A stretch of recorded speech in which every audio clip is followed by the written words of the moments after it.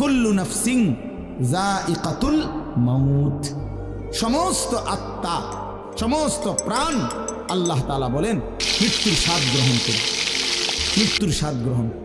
কুল ইন্নাল মাউতাল্লাযী তাফিররুনা মিনহু ফাইন্নাহু মুলাকীকুম, আল্লাহ তাআলা বলেন হে নবী আপনি বলে দেন, ও দুনিয়াবাসী, মৃত্যু থেকে তোমরা যেখানেই পলায়ন করো না কেন, মৃত্যু তোমাদের সাথে সেখানে গিয়েই নিজেই মোলাকাত করো, সাক্ষাৎ করো।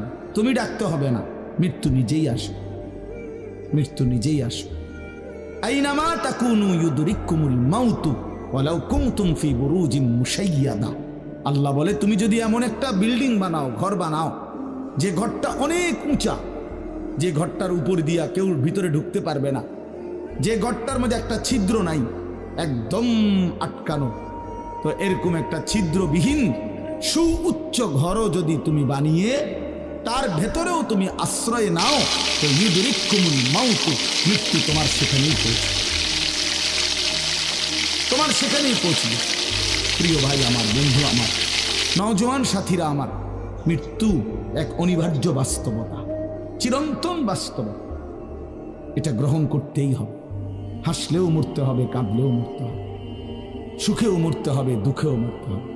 রাজপ্রাসাদ আর অট্টালিকার মানুষটাও মরে যাবে, জীর্ণ কুটিরে যে লোক থাকে, হ্যাঁ, সেই লোকটাকেও মরতে হবে।